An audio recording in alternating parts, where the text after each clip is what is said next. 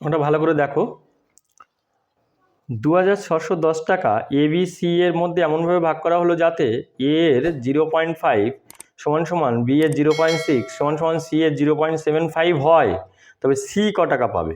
এ ভালো করে দেখো। তাহলে A এর 0.5 সমান সমান কি দিয়েছে?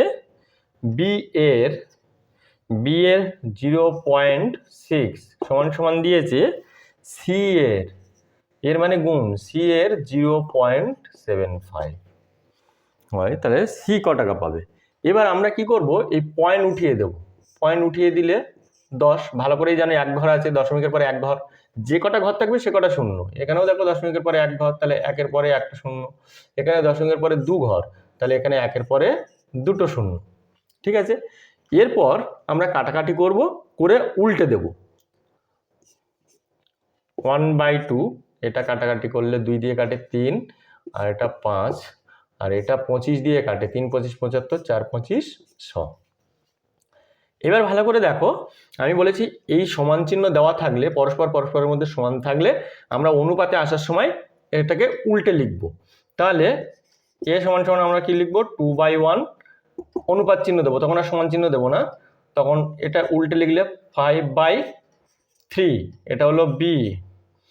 আর C সমান সমান লিখবো 4/3। এবার এই আমরা কি জানি, ভগ্নাংশের অনুপাতে আমরা জানি ভগ্নাংশ অনুপাতে এগুলো লসাগু হয়। তাহলে এই হরের লসাগু, তাহলে 1 3 আর 3 এর লসাগু হচ্ছে 3, তাহলে প্রত্যেকের কাছে লসাগু গুণ হবে, তারপর সাধারণ অনুপাত চলে আসবে। তাহলে 3 দিয়ে হয় 6, আর এটা 3 3 কেটে গেল হয় 5, আর এটা 3 3 কেটে গেল হয় 4। তাহলে আমরা কি পেলাম? A/B/C।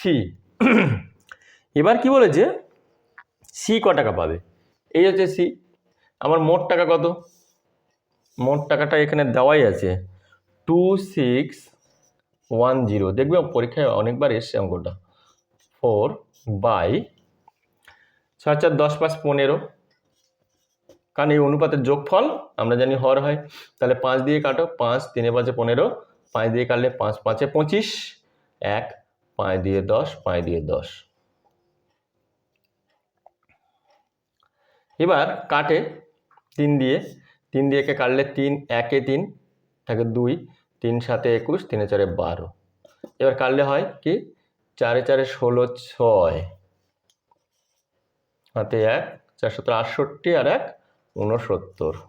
তাহলে 696।